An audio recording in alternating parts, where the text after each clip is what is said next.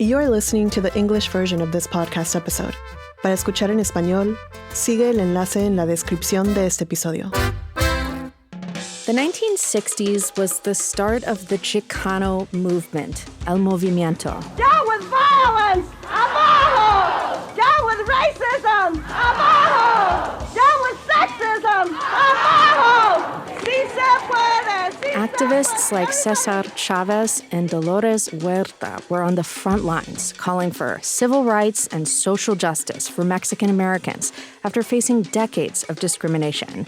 This was a time when Mexican Americans started a movement to embrace the term Chicano and celebrated their indigenous roots. And then we asked him, what do you know about the 20,000 years of Indian civilization that is part of our heritage?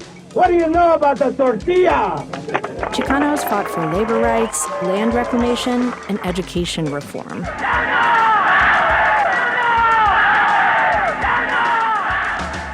And right here in Oregon, Chicanos founded an institution that would change education for Latinos across the Pacific Northwest for generations. Farm workers had no education, they had no political power, they had no economic power, but you know what, they had ganas, and they had a vision. When I think about historically who has gone to college, it's been white men with privilege, right? Underrepresented students, students of color, indigenous students haven't even experienced first generation in college. Our community always stepped up. They were beautiful people. They knew what it was all about. And without that community, I know it would have been much more difficult than it was. I'm Jen Chavez, and this is The Evergreen, a podcast about the place you call home. Today, an Oregon story you may have never heard before, but it's one you should know. It's the story of Colegio César Chávez, the first accredited independent Chicano university in U.S. history, and how it continues to inspire as the Latino community in Oregon fights against its erasure. Producer Alicia Avila has the story. Let me take you back to the early 1970s. The Latin rock band Santana released their second studio album, Abraxas, with hits like Black Magic Woman and Oye Como Va. And Malo just dropped their 1972 hit, Suavecito. It was also the time when Chicanos in the rural area of Mount Angel, Oregon, saw an opportunity to create something big. People need to understand that it was a very hard, difficult situation that we undertook. It didn't happen by accident. We were proponents of multicultural Latino Chicano studies, bilingual education, external degree credit for life experiences. These are some of the founders of Colegio César Chávez. Sonny Montes. My name is Celedonio Montes Jr. Here in Oregon, everybody calls me Sonny. And Jose Romero. My name is Jose M. Romero. These two call each other compa, short for compadre. And they've been advocates of educational reform for several decades, with lots of spunk and fighting spirit still left. We've never had a president of a four-year institution, but then when I think about it, you mentioned the co-presidency of Colegio. You and I were probably the first Chicano Latino presidents of a college in the Northwest. The only reason we took it is because nobody else wanted to do the job. Colegio has an interesting history. It came about because Mount Angel College was facing declining student enrollment and mounting debt. Colegio's mission was to provide educational opportunities for those who had been traditionally denied access to higher education, and that included Oregon's migrant farm worker population. This is Natalia Fernandez. She's the curator of Oregon State University's Multicultural and Queer Archives. She says by 1970, the Latino population in Oregon had grown to about 32,000. However, it's highly unlikely that more than just a few hundred students of Mexican American heritage were enrolled in Oregon's colleges and universities. So there was definitely a lack of educational support and a need for the Chicano community to have access to higher education. This is why, she says, Mount Angel College began recruiting more minority students, specifically within the Chicano community. In 1973, the Board of Trustees also agreed and decided that this was the new mission and direction for the school. They wanted to continue recruiting more Chicano students, as well as hire more Chicanas into the administration and the staff.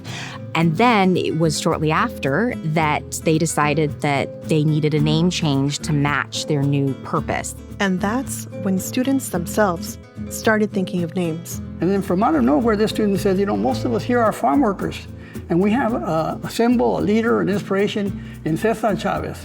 And we don't have to wait till he passes on, just like they do other people. If he's alive now, let's recognize his contributions and name this college after him. And all of a sudden, everybody, the consensus was there, and we renamed it and initiated it. And on December 12, 1973, the school went from Mount Angel College to Colegio César Chávez. There was a lot of inspiration and hope amongst the students. For once, those students who were not recruited, not enrolled, not invited to attend colleges and universities throughout Oregon were now able to come and be part of a learning experience. Jose and Sonny hit the ground running. Jose was the director of Chicano Studies, and Sonny was the director of Administrative Affairs for Colegio. We learned a lot about community organizing. I think that was one of our strengths. That helped us throughout the process and throughout the years that we spent at Colegio César Chávez. We knew what the issues were. We would sit down as a group and discuss strategies. What did we want to accomplish at the colegio? During its operation, the school created a College Without Walls program. It was an empowering and flexible project where students could get college credit for their work and experience outside of the classroom.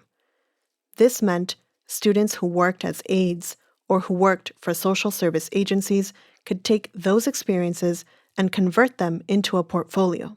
And provide them an opportunity to work and to learn and to experience. It helped us a lot in meeting the needs of our students. Some didn't have to be there all the time, but they could come in on weekends, or some could come quarterly for reviews of their portfolio.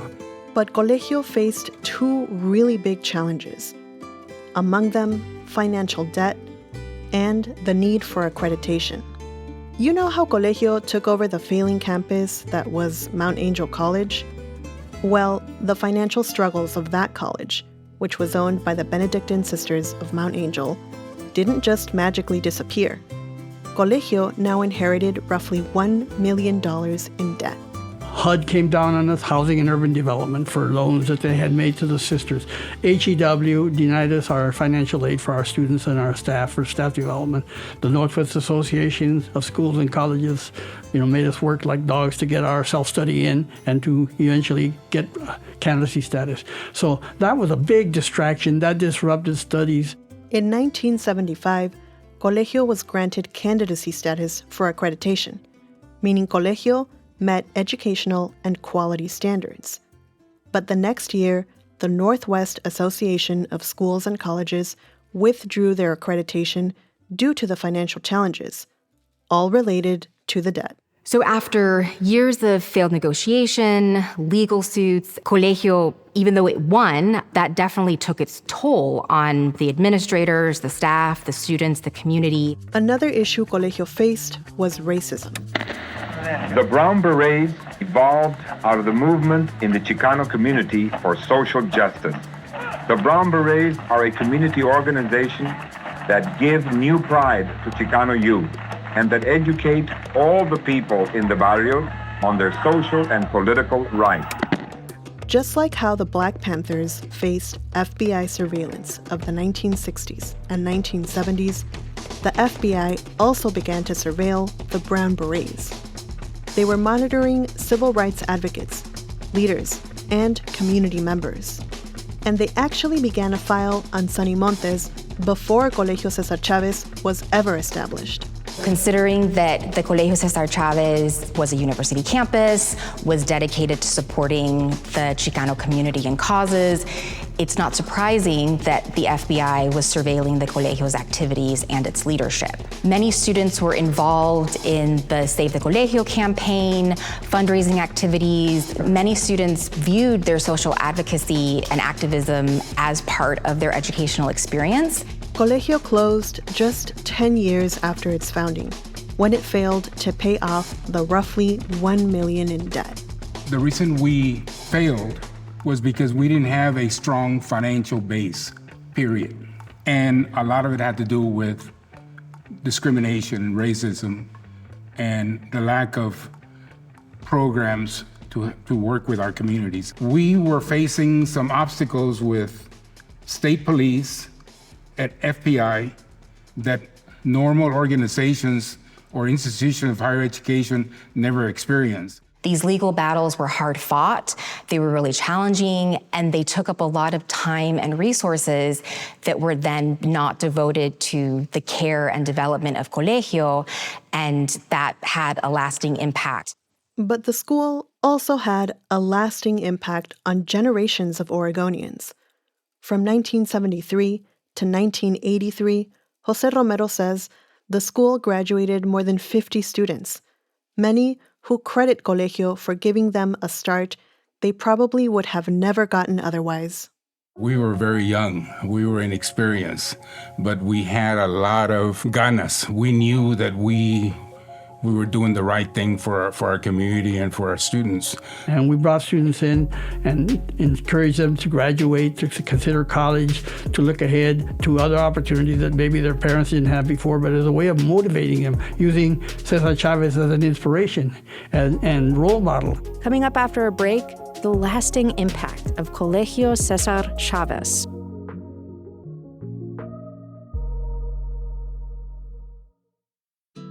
Thanks for listening to The Evergreen, our podcast from OPB about the place you call home. If you like what you hear, subscribe to us on your favorite podcast app, and we'll brighten your Monday morning a little bit with something new and interesting to listen to each week. And remember, this episode about the historic Colegio César Chávez in Spanish and English, and all the great OPB reporting and storytelling you hear on this show is made possible by the support of many thousands of OPB members. Support our journalism by becoming an OPB sustaining member today at opb.org/pod. And now, back to the show. I never thought in my life that I would say, oh, I want to go to college or I want to go to school. We never thought, that we would get the opportunity. Candelaria Vélez is an advocate for Colegio César Chávez. Right now, I'm in her home.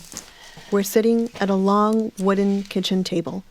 It's covered with a traditionally embroidered Mexican cloth. And we're looking at old photos of her and her husband, Rodolfo Vélez. He's sitting right next to her and recalling their days as farm workers. Dual migrants, we used to travel all over. My schooling was real low. That changed for Rodolfo when he and Cande decided that one of them should pursue a college education.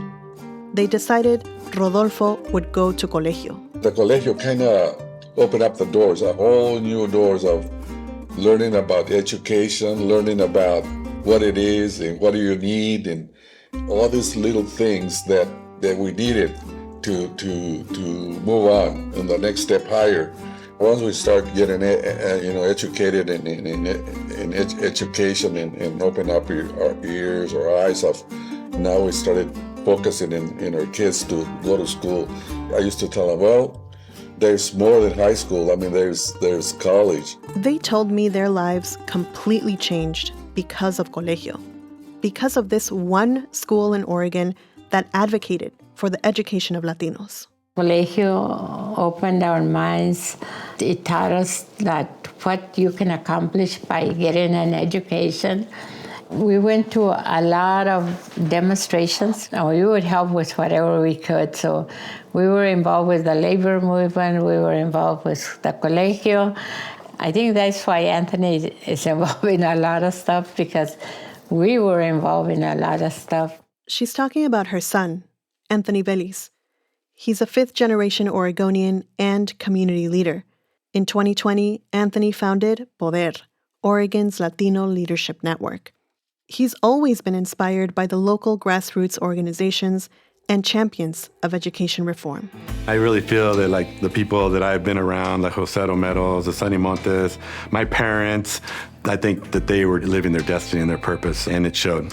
Anthony grew up going to colegio. It was kind of like a historically black colleges, but for Latinos, it was a place we could go. We felt welcome. They spoke. It was a bilingual college program, so everything was in English and Spanish. He spent his childhood on the colegio campus, while his dad worked towards completing his degree. I didn't really know what was going on, but I know that we would go work all day and then afterwards go to what we call the Fishbowl, which is across from the college. And it's now a little chapel, but we used to organize there, and then that's where the whole movement started. He's proud of what the college did. Those folks that started that college, they really had no business starting a college. I mean, none of them had ever been a college president. None of them have ever ran a college. They just did it. It was one of the greatest accomplishments for any Oregonian in history, especially farm workers, right? There was no billionaire, millionaire donating money. There had to be like a spiritual movement, and it was. And that's, again, that spirit of that Si Se Puede that we all kind of live by. A lot of our community is still first generation. Their parents have never, ever stepped on a college campus. They don't even know what college is. You could talk to them and explain it to them, but they still wouldn't know until they actually go and they see and experience it. And so we're still on that journey. It was a shock when Anthony realized that the final traces of Colegio's history, the murals inside the former site of the institution, had been painted over. About 3 years ago now, I had not been back to the site of the Colegio, which was in Mount Angel, Oregon. And I literally walked into the main building, and I looked to my right, and there's this famous, iconic mural. It was called the College Without Walls, and it was gone. It was literally painted over. So I took that really personal, and I felt like, wow, they're not only erasing me, but my family's, our history. And I was like, you know what? I'm gonna take the bull by the horns, and that's not gonna happen. I want the whole world to know about Colegio. This jump-started Anthony's mission to uplift the history of Colegio César Chávez. He's working towards a new iteration of the institution, with support from Colegio co-founders Sonny Montes and Jose Romero. The playing field is not level yet. Our reason for pushing the legacy further ahead is because a lot was done with so little. And in the future, a lot more can be done with more, because what is now compared to what was then is a whole different scenario. Anthony and the co-founders are in the early stages of fundraising. They still have a long road ahead. One other person who understands the fight for education reform is Teresa Alonso León, a former state representative. She's a first-generation and formerly undocumented immigrant. Teresa's experiences led her to champion educational reform in the state, becoming the first Latina chair of the Oregon House Education Committee. As a representative for Oregon's most diverse and only district that is home to a majority people of color, the concept of getting others into college became a passion of Teresa's because she knows firsthand the barriers kids face when they have to navigate a system they don't understand. We are expecting our young people, especially young people who have no experience, to apply for scholarships, apply for universities, meet their requirements. And how can you meet their requirements when you're the oldest in the family? You don't have all the after-school extracurricular opportunities because you're taking care of your younger brothers and sisters. And, oh, by the way, you work too. She wants to figure out how to get more talented Latinos, immigrants, and students of color to go to college, knowing that there's a lot of barriers. This idea of having César Chávez University, it would mean that it would be the first institution that's culturally competent, having bilingual faculty or have faculty of color as a prioritization. For the future iteration of Colegio, Anthony Veliz wants the farm worker movement in its core curriculum. A lot of us are no longer farm workers, but I think it's going to be just a larger, more inclusive institution. There's a lot of places and spaces where Latinos have never really been, you know? And there's still so many places for us to still be and make our mark to make Oregon a better, more inclusive place. When speaking to Teresa Alonso Leon, she got emotional. In fact, we both did. She reflected on how far she's come and how others like her, who come from the same background, face the same struggles, can achieve the same. Her struggle hits close to home for myself and thousands of other young Latinos striving to be the first in our families to achieve academic success. I always get emotional. There's another little girl like me who has dreams and aspirations as a immigrant, farm worker, somebody who was formerly undocumented. Sometimes we don't see the future and our own potential. When I was a little girl thinking, I'm gonna become a state representative, that was never something that I thought I could achieve or even dream about. And so now I tell young people, if you can dream that dream even beyond it. Work towards it, because the universe has a way of helping you achieve what it is that you want to achieve.